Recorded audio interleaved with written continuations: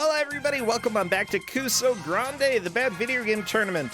Thank you so much. I was just getting prepared for the reveal for the next game. By the way, I want to remind people that Mystery Tournament is currently accepting signups. We're going to do a little something on Tuesday for Don't Make Us Bored. Have some GMs get to play some mystery games against each other. That's going to be a lot of fun.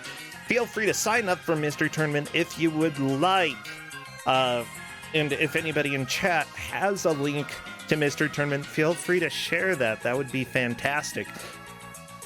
Now, one other thing. Signups for GDQ have started as well. For AGDQ, there's usually an awful games block for AGDQ.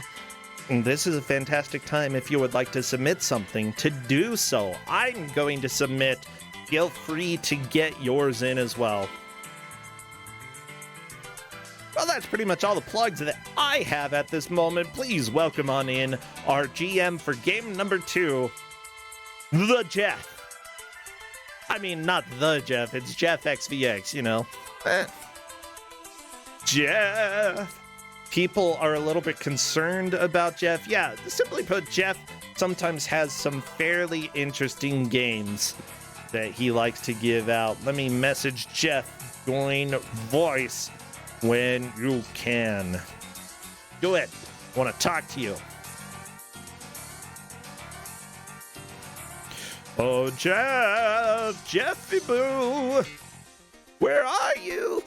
By the way, I really appreciate everybody being here. It's been a weird week, and just being able to sort of get back into the hang of things and stream and chat with people, it's very, very nice. So thank you, everybody. Let's see.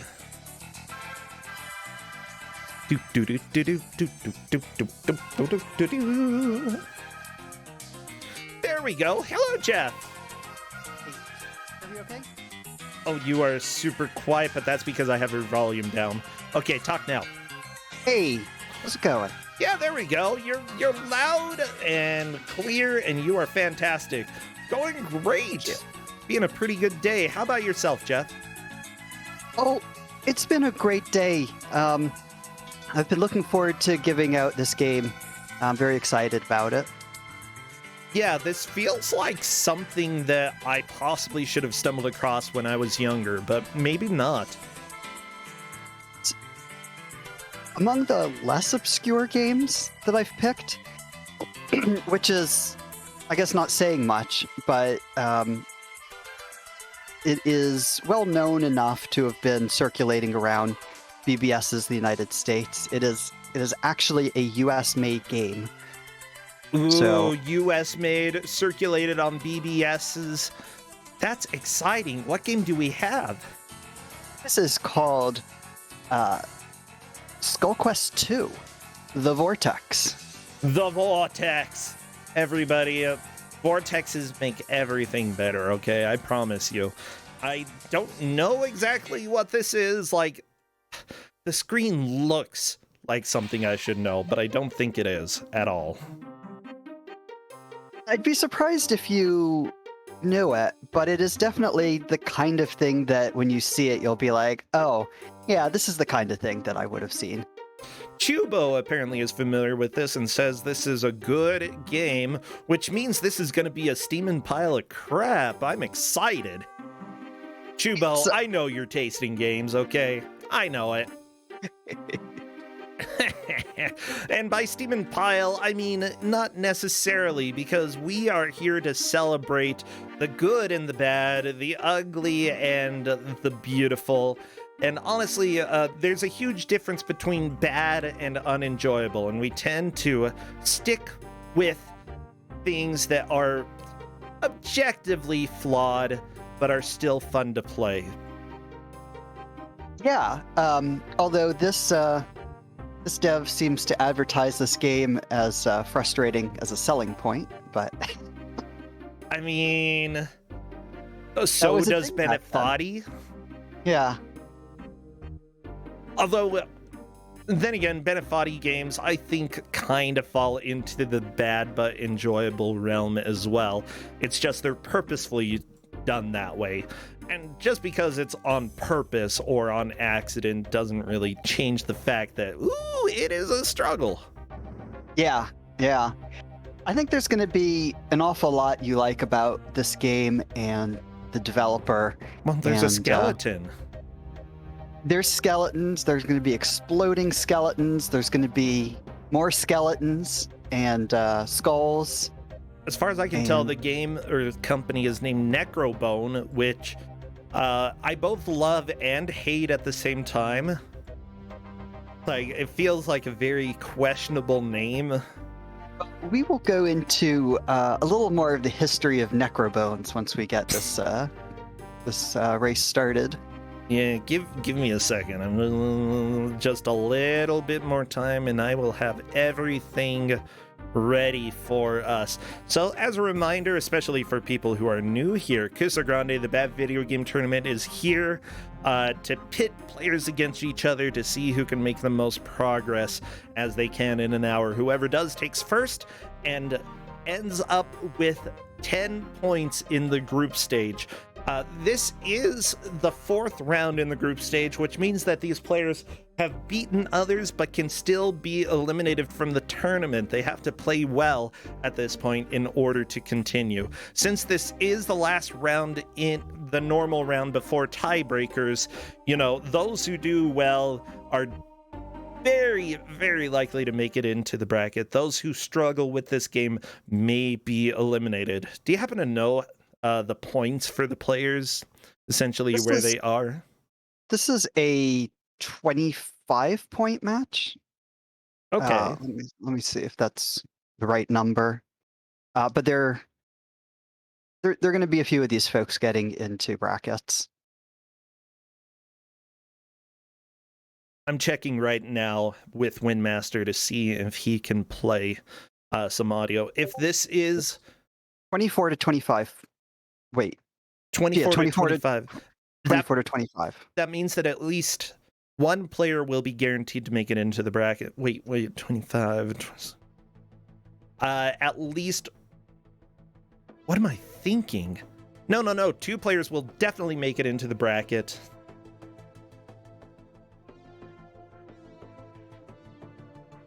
Why does this sound like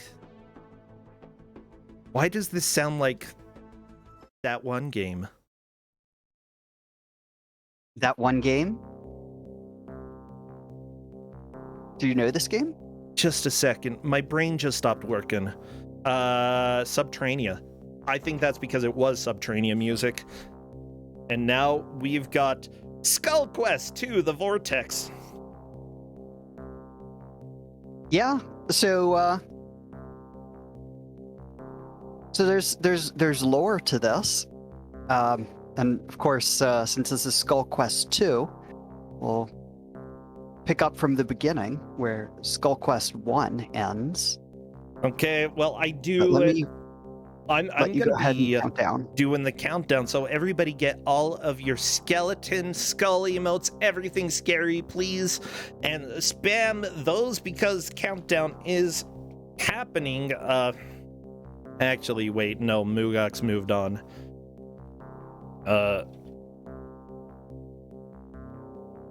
G play game. Never mind, I'm gonna have to wait.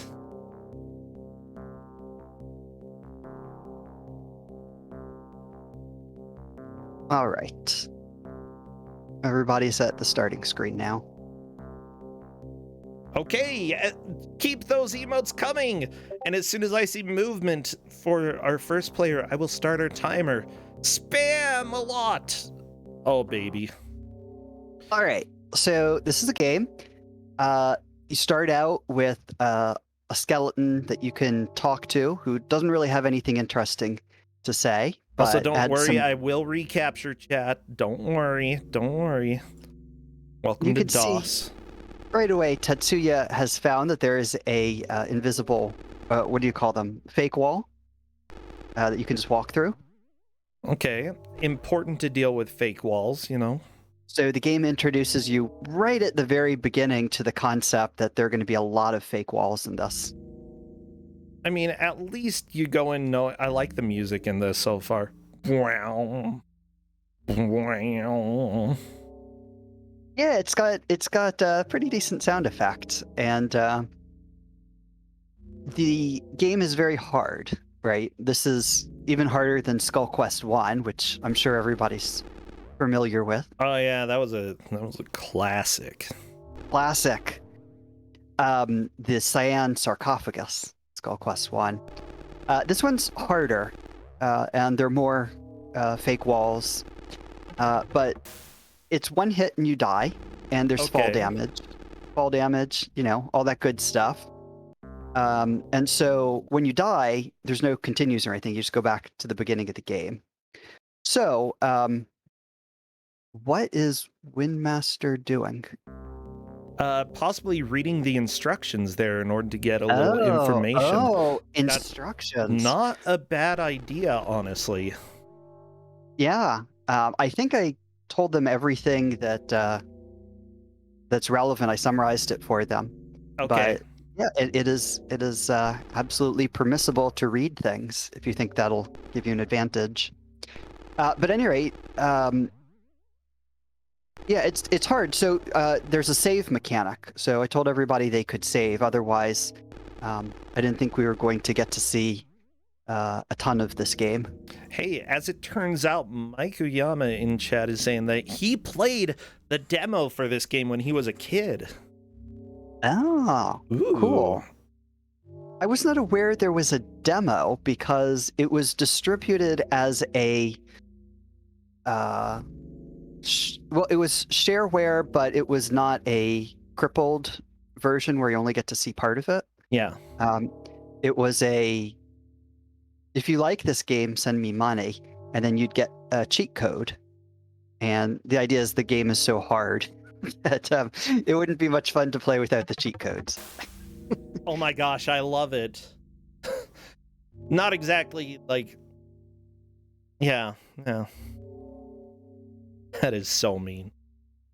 But this looks more like Shareware. I love you, chat. You are nerds and you are perfect.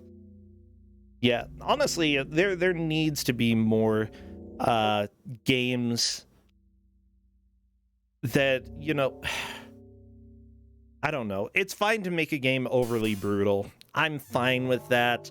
It's just realize that some people are not going to keep playing. And if you're hiding like an invincibility password behind a paywall, it's a little odd. To me. Grand Theft Auto doesn't do that. So why should Skull Quest 2 The Vortex?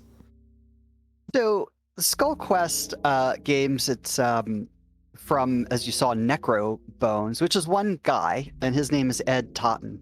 Yeah. And I don't know Ed Totten, but he was running a BBS near where I lived at the same time I was also running a BBS back in 1994. Are you serious? Yeah. And I haven't logged on to his BBS, but he now has a website that is a GeoCities style website. You're gonna love. Yeah, oh my gosh. Necrobones.com, but he also has his pre-Necrobones stuff on there as well. Let me see if I can share this with people, because you definitely need to see what the website looks like at this point, or at least the opening screen that you get when you go to the website. I'm sorry, yes, it is Ed Totten III. I wouldn't want to confuse him with his grandfather. Because it's a beautiful site, and you're started, like, as soon as you go in, you have this sort of adventure style game going on here. Yeah. It's good. And then he has you know, all these things on the left you can click on, and one of them is haunting, and then there's a Halloween themed site that he maintains where he posts every year a picture of his house with Halloween decorations. He's been doing this for 21 years. Ah. But the 2021 is not up yet. he only has because of course it's a little early, September 25th, to have your Halloween decorations up. I mean, A little bit, yeah. no offense to anybody who has, but if you haven't, that's fine. That's fine. You're not late. So, yeah, it's interesting. He's real into skeletons. Well, skeletons rock. Like, we have a skeleton who hangs out in our living room, like a plastic skeleton, okay? Just hangs out in the living room, chilling there. That's all he does. He has a Christmas stocking on him still. I have a skeleton. Period. That's the end of the sentence. Cool. Wait, a real one? Yeah, it lives inside me. Oh, wow. Yeah. That's pretty funny. You know what's gross? You know what's gross? Skeletons with all this, like, meaty stuff surrounding them, and then, like, So a layer humans? of fat, and then, like...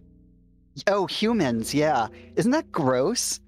Like, a skeleton is much less gross than, like, human. Yeah, Don't you think? honestly, I know that, like, skeletons are by default a little bit scary because it means that something that was organic is now dead.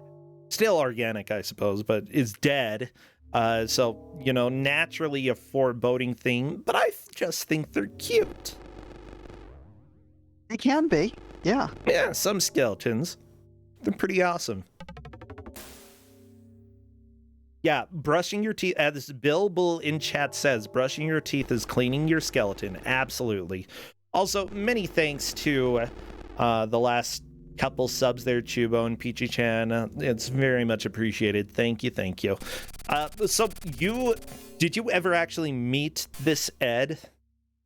I don't think so, because I would have, if I knew people, it would be by their online names, and he went by Necrobones, and so I did not know anybody with that name, but I did go to some meetups where there would have been other people from Columbia, Maryland, which is where he lived. So it's possible I ran into him, but I didn't recognize the name. But yeah, it was pretty fun back in the day to have a BBS. He wrote some doors which are BBS games, and not like the kind you download, but ones you play online. Okay. And I had some of those. I had pretty much every door I could find. I loved those things. I don't know. Did you ever? Were you a BBSer, Percentia? I think no, I wasn't a BBSer. I was too young at that point, honestly, to really do too much on the internet. I mean, 1994, I was 9 years old, Jeff. That's not an excuse.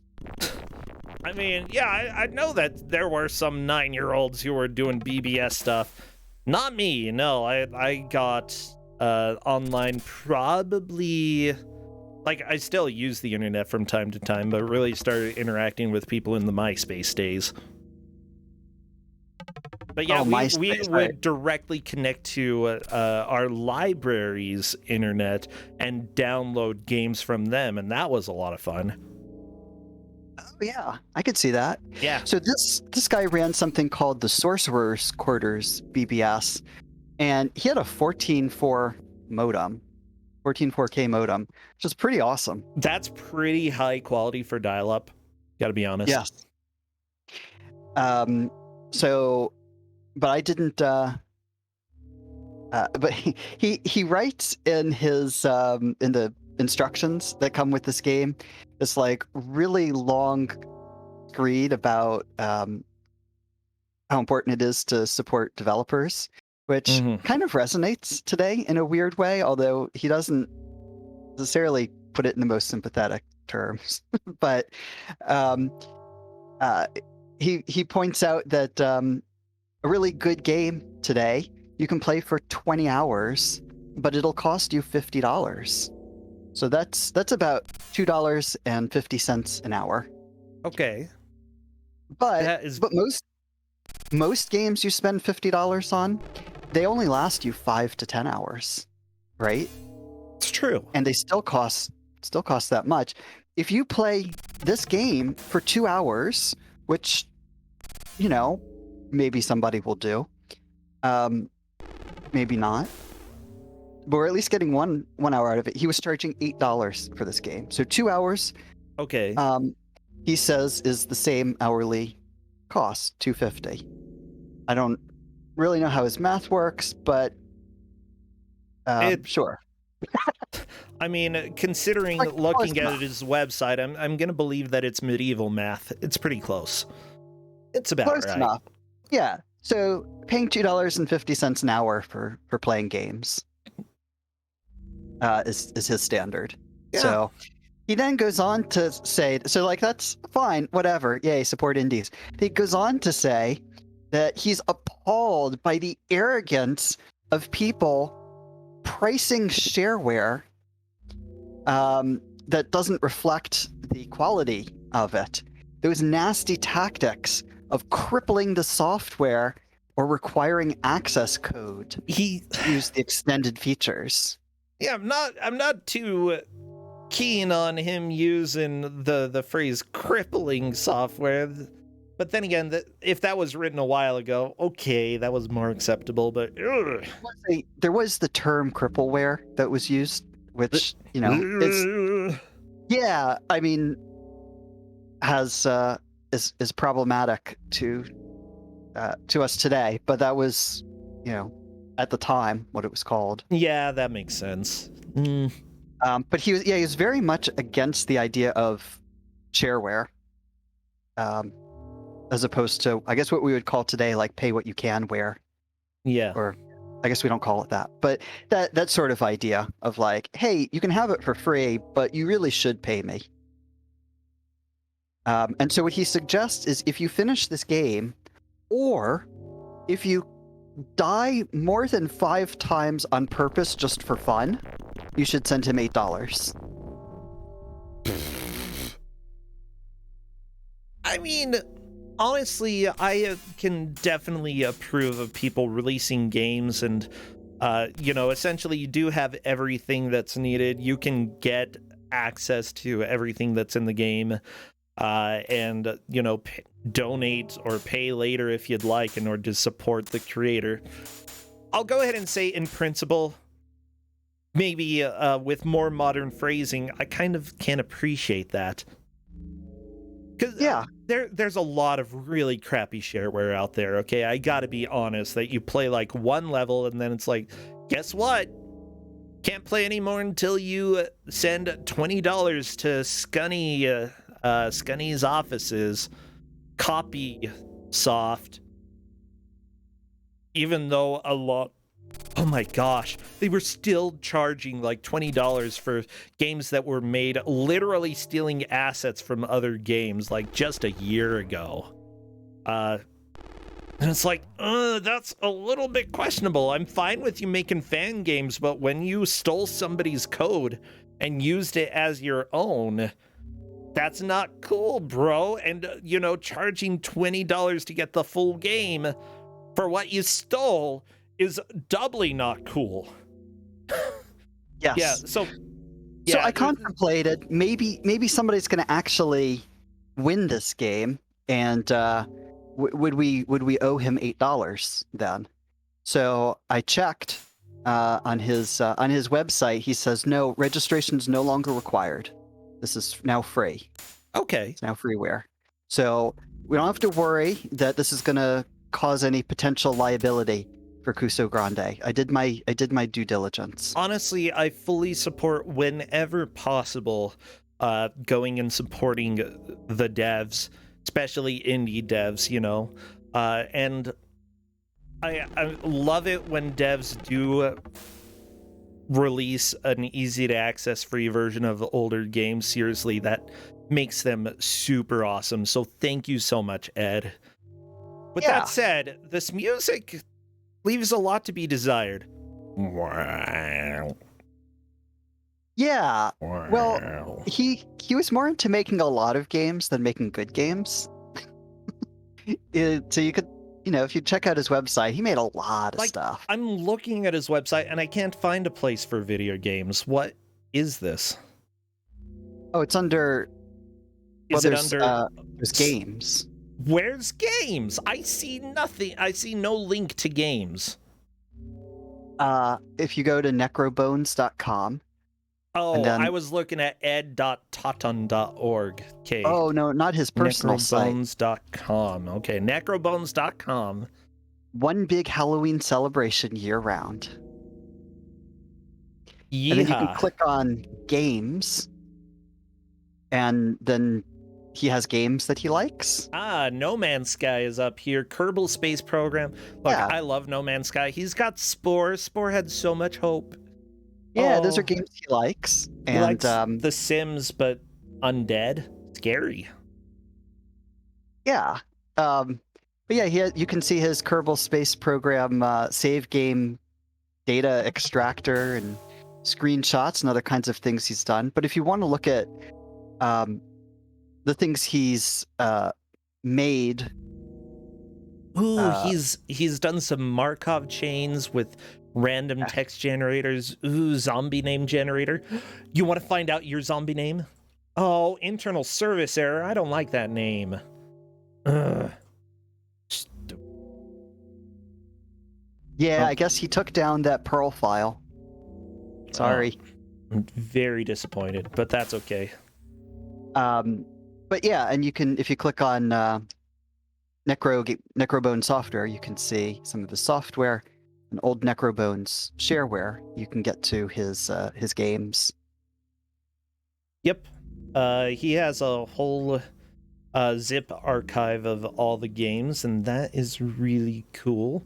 I'm looking. This game got Shareware Stockpile Pick of the Month in October 1996. So this is an award-winning video game. It won an award. Heck, I've never won an award for a game that I made. Yeah. Well, you know, maybe you will soon. Submit it to Shareware Stockpile, and there might not be too many other people submitting games there. Yeah, let's see. I'm just trying to think.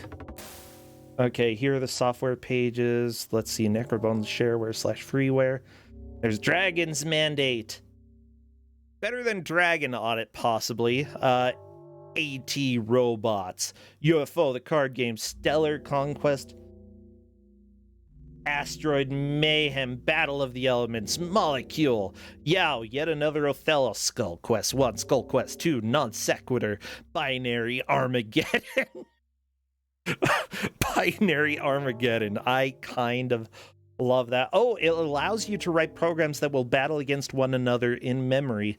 Actually, Justin had a computer science class where they had to do that, write programs that battled against each other. So I wonder if this may have been used in some way, or at least maybe he inspired what Justin was doing in a computer science class. That's kind of cool. Yeah, I mean, he clearly knows a lot about software development and was engaged pretty early on in the 90s in making shaders and game engines and stuff like that in ways that are really impressive. I think the thing is that it doesn't always translate into making good games, just that you're good at developing software. Yeah, let me just say that he was probably better at software than at least naming games, because so many of these are so boring. Bot. That was his first robot programming game named Bot. Could have named it literally anything, chose a 3-letter word, bot. Well, it involved a bot, so it was descriptive. And then he made another game called R-Bot. Guess what? That means replacement. The R stands for replacement because the game is a replacement for the game Bot. It's R-Bot. Have you seen how software things get named? That's pretty standard. How about this? Dungeon. Yeah, it takes place in a dungeon. And yeah, I believe it. With the name like Dungeon, what else am I supposed to expect, you know? Yeah. Yeah. So speaking of dungeons, let's talk a little bit about the lore of this game. So the first game was called the Cyan Sarcophagus, and basically the lore of that was there is a Lord Trentaurus who has decided that he wants to have a sarcophagus that he gets buried in that's magical. And so he could then have a magical device to use. And that's I guess, really practical, yeah. in the afterlife. So he had he had one made out of Wizidrium, which is the most potent magical element known to mankind. Ooh. And then he had all of his subjects build a crypt and bury him in the sarcophagus. But he said also that all of his subjects would be locked into the crypt with him when he died. So I like the flying sound. Your character had the job of sealing the gates to the crypt once everybody was inside. Okay. And so that all sounds good. And then things go fine for 2 centuries. Everybody's nice and dead. But then there is a creature that emerges called the Null Beast. Oh. And the Null Beast has figured out that he can use the Cyan Sarcophagus to enter into this world, use it as a gateway into our world. So in the first game, you have to neutralize the sarcophagus by getting more Wizidrium, and thus defeat the Null Beast. Okay. So in this sequel, the Null Beast is again at it, and you have to stop him in time. So that's the new lore. Yeah, I'm gonna go ahead and tell people that this game for 94 for free actually looks relatively good compared to some of the stuff that's out there. However, this music is putting me to sleep. Like, absolutely, I am falling asleep because of this music. Right. It's not even a lullaby. It's like, hey, this is the sound that your bed makes when you lie on it. Weird. Am I gonna get gonged? I can't do that during Kuso6rande. We never gong. It's not something that happens. Well, this game is, it is pretty good graphically. The controls are less than ideal. Having 2 types of jumps, and what is going on? And okay, Tetsuya's back to normal speed. Maybe that was maybe it was just the stream. It went fast for a second. But at any rate, no, the T button makes you go fast. Oh, the T button. Okay. See, Jeff, come on. They were talking about it in Discord just a little while ago. I've been reading the Discord. I could not get very far in. Oh, for Turbo, of course. I couldn't get that far into this game. It was too hard for me. Maybe you should have used T. What I should have done is use the cheats. So but how are we tracking progress, Jeff? I think that is the most important thing for us to know. So, how far they get into the cavern? Okay, how far are they?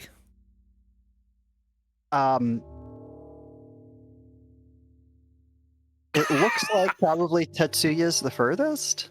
Okay, Tetsuya has the most items. Are those key items? So it's yeah, I mean they're a good rough measurement of how far you've gotten, because you get the items from the various people and whatnot. So okay, that gives you an idea of how far they've gotten into the cavern. Okay, gotcha. Yeah, I think at least for people watching, the key items are the best gauge that you will have visibly in order to see, because a lot of this looks the same. Yeah, pay attention to the items. I mean, what? We've got a ring, an hourglass, gems, a mushroom, a wand. Can you use the items that you have? Um, yes, like you needed, you couldn't fly until you got one of these items. Like you can't, you don't start off the game with the ability to fly. Mm-hmm. So that's something that you use. I don't know what each specific item does, though.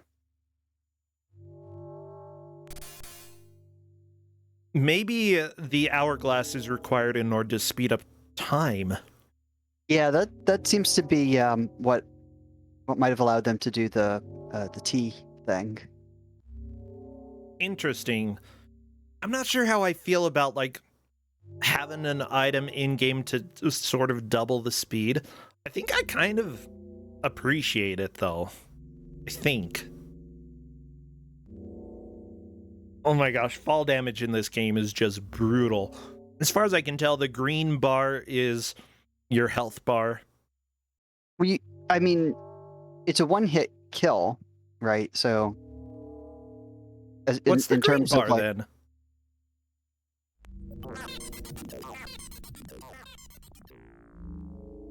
I'm not entirely sure. Well, everybody, welcome to Kuso6rande, where I was never able to like I never had my green bar go all the way down to find out what it is. I always died before it got that far down.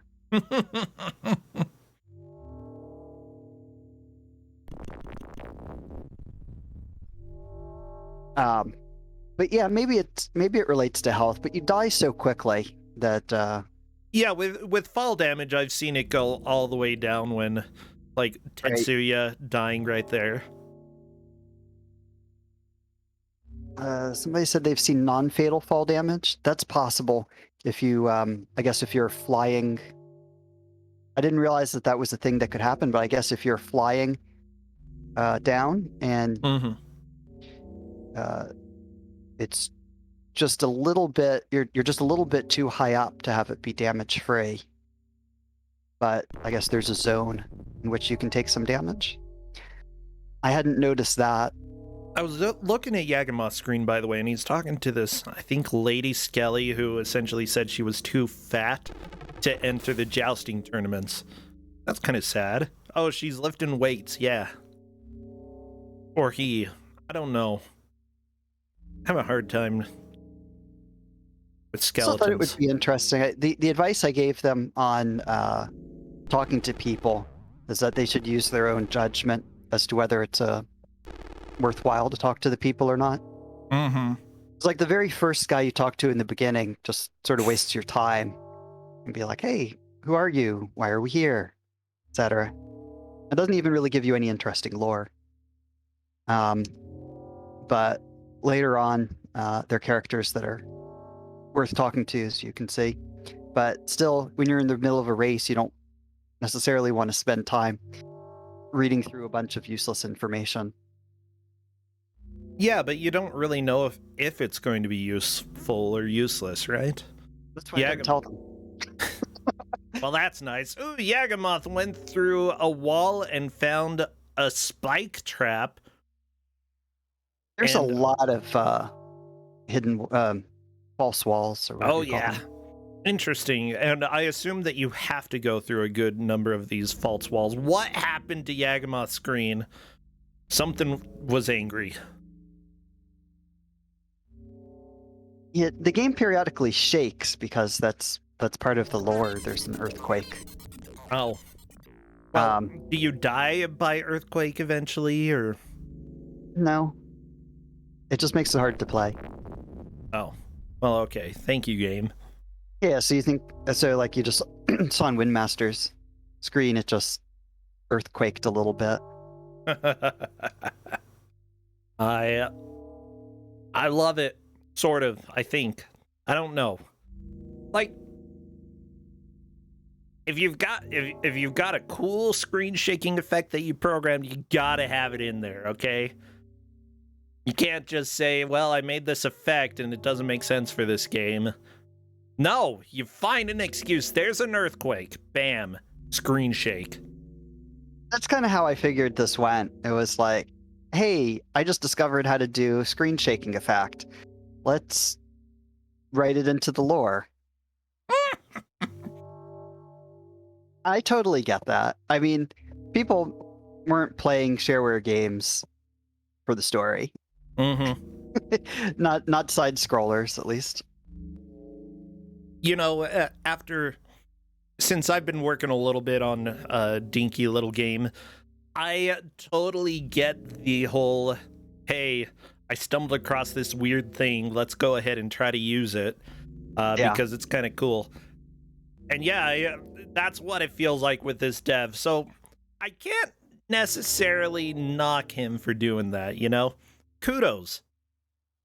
And not Actually. even just in like shareware, but in like AAA studios, they'll be like, hey, our graphics people came up with this really cool action sequence. Hey, writer, can you like write this in somehow? I know that it doesn't really have anything to do with our plot, but like it looks really cool. Mm-hmm. And you know, generally it's easier when you're running a company, tell the writer, hey, write this into the plot than it is to tell the graphics people, yeah, we don't really think this fits into our story, so just cut out the really cool looking explosion you made. Doesn't usually happen that way. It's true. And I think that's completely fine, especially like, well, writers, you can, it's better to have too much material than not enough material when you're a writer. And simply put, you can be really creative when trying to get things to mesh. Yeah, I think that's a fun challenge and not necessarily a ridiculous challenge, you know. Give me something and then I'll make it make sense, I guess. Yeah, I mean, you would hope that, but sometimes I feel bad for the writers always getting the short end of the stick and being told like, hey, you have to change what the game is about to match what the graphics people are doing, instead of telling the graphics people to change what they're doing to match what the story's about. But, you know, Yeah, when you're... actually, I can imagine getting yanked around and getting a little bit frustrated. I don't know. I've never written for a game. I wouldn't know how that is. Well, you should. You'd be good. I'd love You'd to. be really good at it. I'm a writer. Yeah. There is there's certainly some pretty good software available now for writing for video games, so that you can write in dialogue trees and that sort of thing, and make it easier for that to fit into the workflow of Yeah, game development. You sent some of those over to me at one point, and they're really kind of cool looking. And I definitely should. Oh my gosh. I'm definitely much more on the comedic side of writing, and I love to focus on conversations, writing for conversations. That's like my bread and butter is what I love to do. Yeah. Yeah, I think the games that have been most memorable to me are those that have the most interesting characters and dialogue. Certainly, they're games that do a great job of environmental storytelling. Oh yeah. But the things that often really stand out to me are the characters that I like. Yeah, absolutely. For me, a lot of the time as well. Like, there are a lot of average personality characters in video games, and that's fine, you know? If you're wanting to focus on some solid gameplay, then that's completely fine. But you can really spice things up by just a little, like, just a few words can make something unforgettable. Yeah. Disco Elysium, yeah, Paul S. That game's writing is so good. Disco Elysium, mind you, it definitely deserves the mature rating. Anybody who's listening, be warned. It is certainly a mature game, but the writing is so good. It's very bizarre, but in a way that, like, after the first little while, it doesn't feel like it's super strange anymore. Like all of the weirdness meshes together. It's great. Very well written. Yes, yeah. I'm glad to see the video game industry maturing to the point where we can get games like that. Oh yeah, and not having every stereotypical plot point happen is nice. It's fantastic. yeah. Let's see. Going back to the game, there was a question about whether there are health pickups. The game manual says that there are not. It says no one ever gives you a recharge. However, which is unlike the first Skull Quest. However, the ending graphics are worth the added effort to get there. That's what the dev says. So maybe we'll get to see these ending graphics. I don't think anybody's ever seen them. Honestly, I don't know what's happening, Jeff. I have no idea. Like, Tetsuya has had 5 items for a long time. I haven't seen anybody else get this many items.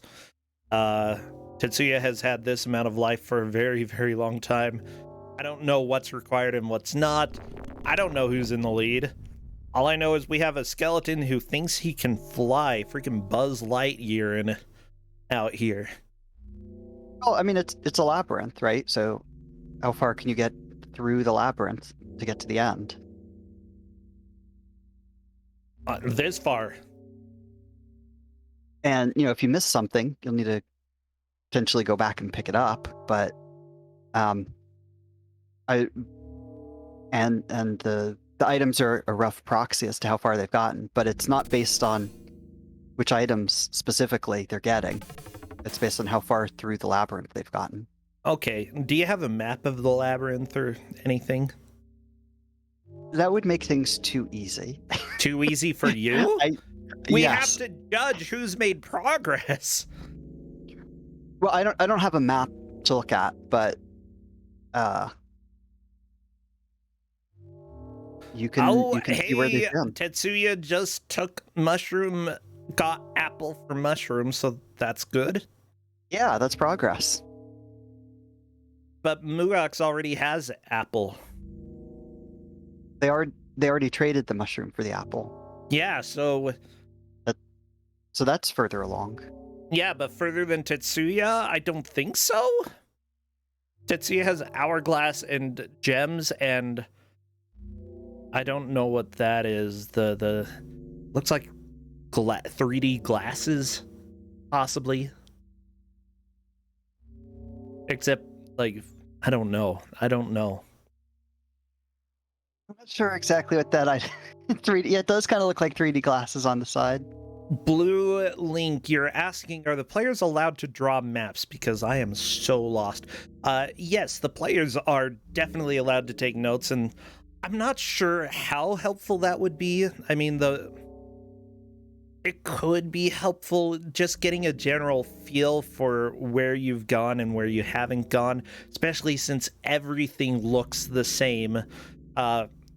You gotta balance, is drawing a map going to be too laborious for the benefit that I get from it? I mean, they only have an hour to go, or is it just worth, like, hugging the right wall and treating a maze like that if you go along a single wall for the entire time, eventually you'll get to the end of this maze? Problem with this game is that they're fake walls, right? So you can, if you start drawing the wall. Yeah, I mean, I suppose that's true, but you have to be doing a lot of hugging. You might be better off just kind of intuiting where it seems likely that there's going to be a fake wall. True. Or fake floor. Yeah, for this game, because of the fake walls, like, you could easily make a map that shows you can't go a specific way, and then you never go back there again. But it's a fake wall. Yeah. The fake floors are a little more problematic, though. Because I don't know how we're necessarily getting more people to come and watch this. Thank you, 300 people, for watching this game that goes blah blah, and we're like, we have no idea who's winning. Welcome to Kuso6rande, where apparently scoring this match is the real Kuso. Jeff is winning. Yeah, I would agree. Jeff, you are the winner here. I actually feel like I would enjoy playing this on my own and just talking to many people throughout here. Like, it seems like this game has a lot of personality in the text. Yeah, it's unfortunate doing it in race context, so you don't get to read all of the text necessarily. The dev also wasn't so great with spelling, which is great. The shiny with an E in it. I kind of like it. It feels endearing somehow when things aren't written in the best grammar, especially when they do the like old-timey speak. I think I shall not tell thee. Yeah. Yeah.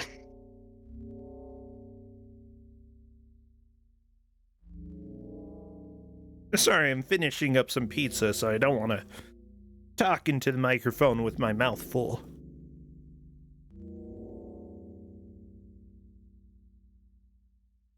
What kind of pizza did you get? Leftover. It's A type of there's a pizza? meat one and there's a Hawaiian one. Okay. Yeah. So we've seen Mugok's got a flag that nobody else has gotten so far, and some coins. It's a red flag. I don't know about that. Yeah, that might not be a good thing. It's probably, like, if it's collectible, it's probably good. Yeah. I know how these games go. Yeah. These games do go. By the way, everybody... Oh, it looks like Tetsuya just got a torch, so that's cool. What genre would everybody say this music is? I'm very curious. Music. Mm-hmm.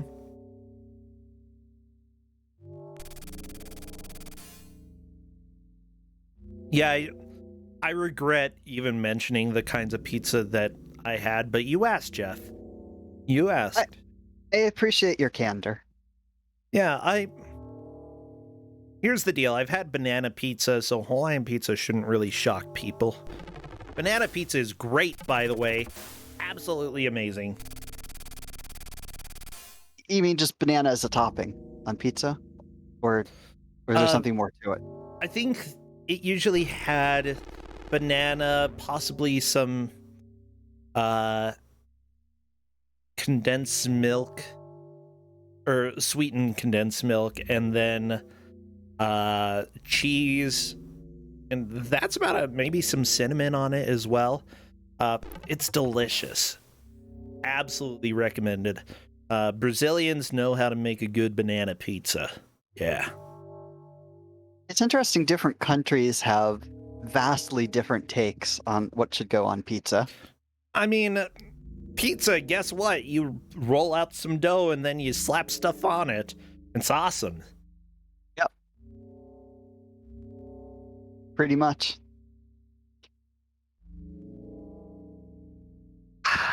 We have all kinds of puns in chat. This is very bare bones music. Mm-hmm.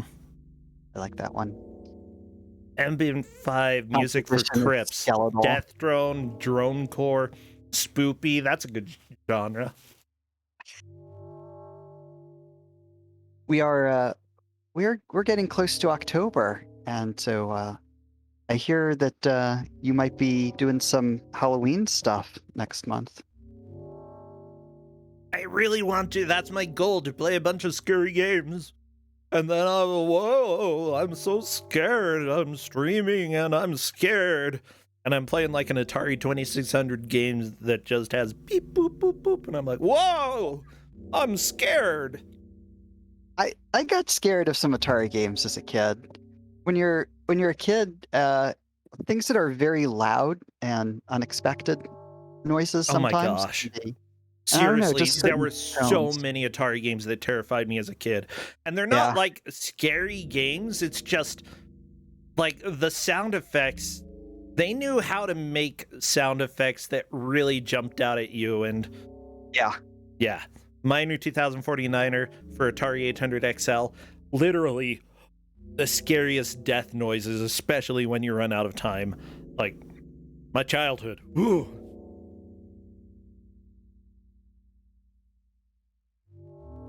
All right, so we are 3/4 the way through this match, and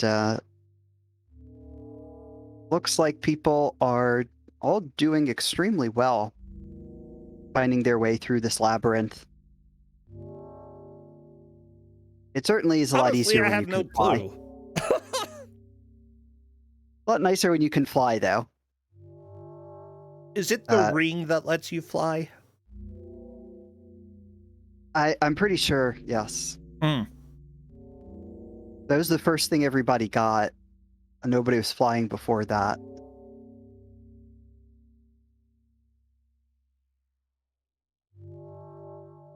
Like But Tetsuya finding an earthquake again. Very nice. I don't think we're going to see anybody finishing the game. This game's a couple hours long, Okay. and I haven't seen any evidence online of anybody actually ever beating this game. Wouldn't be surprised if some of our competitors wanted to try and finish it later, since they'll have the game saved. And, an hour gets you pretty far into it. Oh my gosh, it's taken forever and everything looks the same. The background's the same, the walls are the same. I know this was an indie developer in the 90s, but it's all the same. Did Chubo finish the whole game? You finished this whole game? Or just played it for a bit? I believe Chubo would beat it. Yeah. Oh, I believe he would. I just wasn't sure if he finished the game. Yeah, there's no speedrun on speedrun.com. And the game is probably completable, so if y'all want it. Oh, yeah, Guinea Prince is saying appreciates the shades of gray. There are lots of them. Yeah. There's some grays. Pretty much just the items for color. And some of the people, they've got like cheery clothing. Yeah, that's true. But if you're making a game by yourself, certainly a lot easier to just have one like texture or one image for a block, and then use that to build all of the levels. And then It's throw some other really, things in there. But if you took the time to make a single square that looks decent, it doesn't take too much time to alter those single squares that you just made. And actually, I do see some that are a little bit different, but just because of the color, they look very similar. Like, look at Mugox. The bricks up above are different from the bricks below, but they still look way too close to being the same. Come on! yeah, that's true. I don't know. I mean, I assume that this developer made the bricks themselves. Probably. But look, this isn't the PS3, okay? We don't need just gray and brown. Okay, this is DOS, and it could handle, like, the whole gradient. Like, you see the gradient blue? The main menu? Throw a little bit of that into the gameplay. Yeah, it would benefit from that. Maybe some like water dripping from the ceiling, that sort of thing. Yeah, but there are the occasional fires and other things that come up from the ground. But yeah, it would certainly be nicer, and maybe having, instead of all of the stones be completely gray, maybe have a little something growing on them. I don't know, but yeah, I mean, Yeah, Fair. something that helps a lot as well is having landmarks occasionally so that, you know, there's something notable that if people stumble people. across it, they'll remember. Yeah, but they're very forgettable for me. Yeah, I wouldn't remember where stuff is, and particularly with the fake walls, makes it hard to remember where things are. You know, I'm thinking VVVVVV, okay? There's the elephant room. If you've played it, you know the elephant room. It's useless. There's nothing really to do in the elephant room except to cry. But it's a fantastic landmark. Absolutely fantastic. That helps you orient yourself so that you know where you should go. Mugox, there's a banner in this room. I think that's the only time I've seen a banner. I guess that might be a landmark. They're just so few and far between. Well, that's a thing. Is that the vortex? Interesting. I don't know what you do with that, but probably Mugox is missing some item there.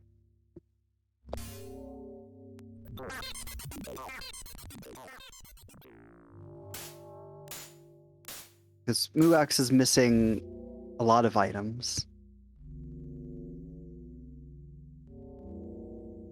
Mm-hmm. But I actually don't know what the vortex looks like. I've never seen the vortex. We might have seen it today. Yeah.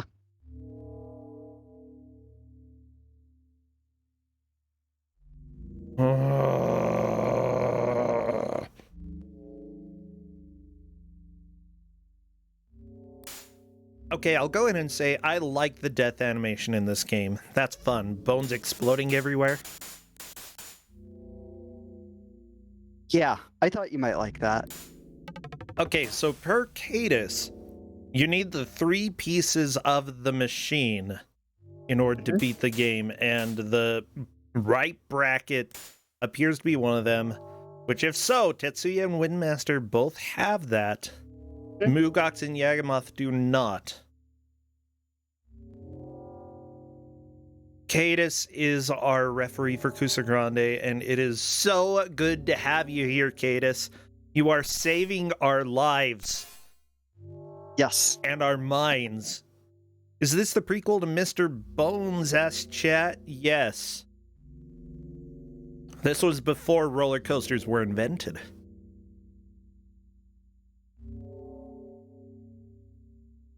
Now, someone is asking, just to clarify, some of the mechanics here, the various items that you get can allow you to do various things. The ring allows you to fly by pressing F.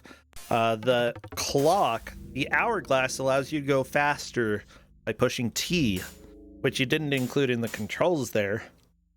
Well, that's because it wasn't in the instructions.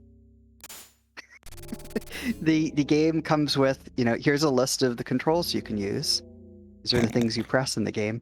It didn't say T, but yeah, and so I never pressed T. Well, but when you get these folks in the high scoring brackets, they just figure stuff out. Not everybody has figured that out, though. I mean, Tetsuya has, I believe, Windmaster, because Tetsuya told Tetsuya told Mugox how to do it, but Mugox doesn't have the hourglass. Yeah, I mean, it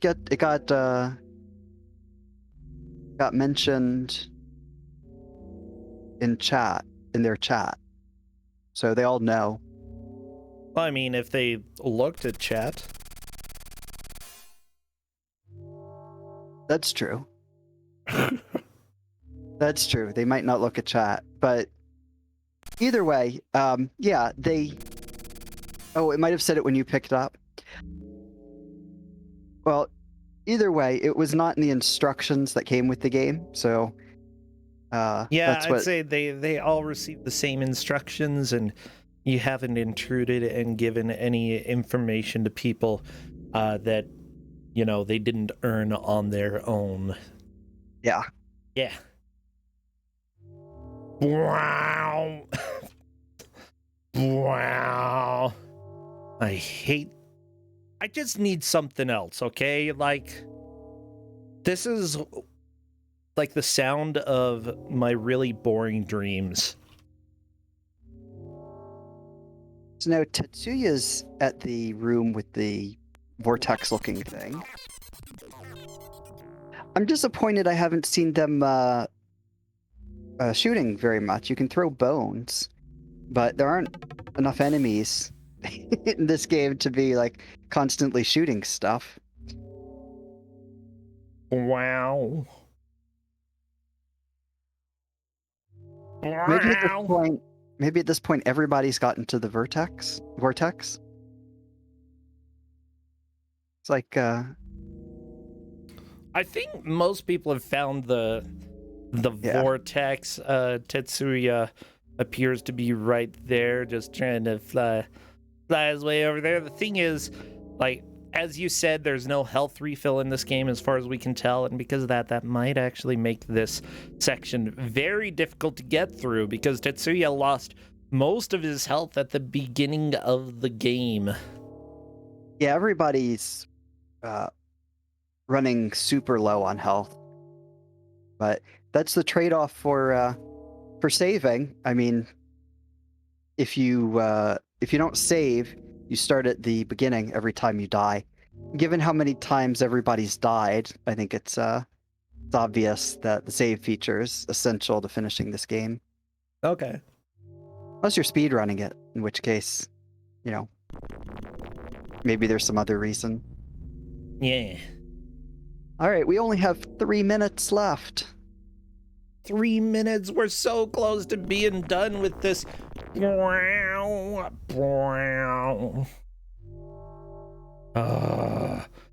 I am fine with that. Okay, I don't need any more of this in my life.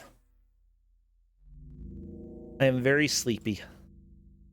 So you're not going to be playing Skull Quest 1 after this? Does it have better music? No. Then no. You're It's right. easier, though. It's a little easier than this. What, do you think I'm a scrub? No, but I thought maybe you're turned off by this game because of the difficulty. No, it doesn't seem that difficult. You can save scum. That means that it's easy peasy.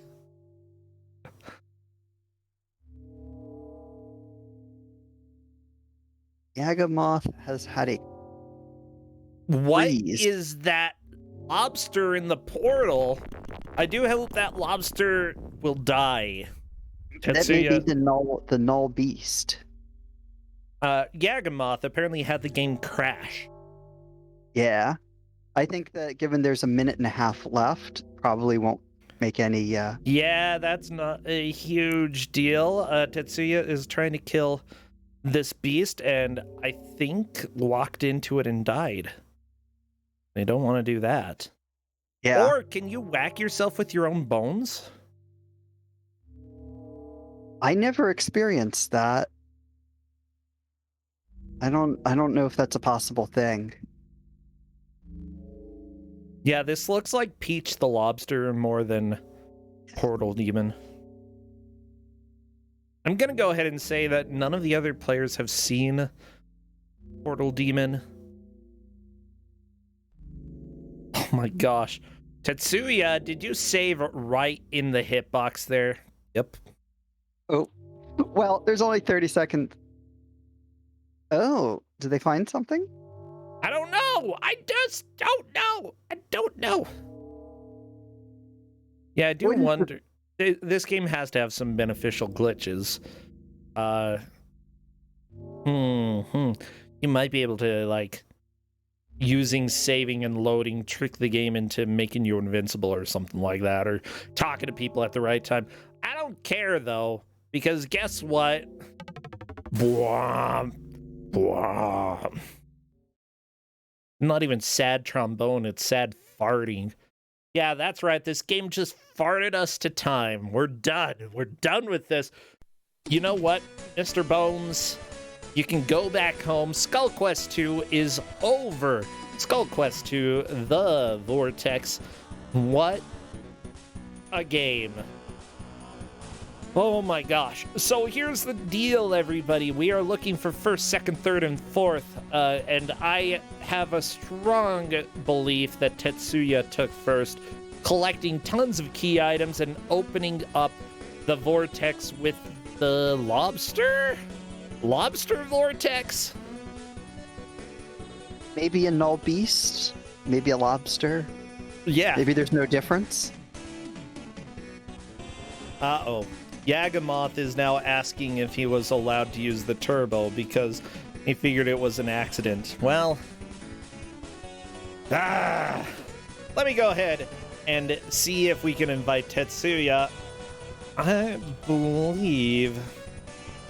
Yeah, other people actually turned off turbo because of that, like, purposefully because they thought it wasn't allowed, so that is interesting. Let me go ahead and invite Tetsuya to come and chat, though, because I believe you took first.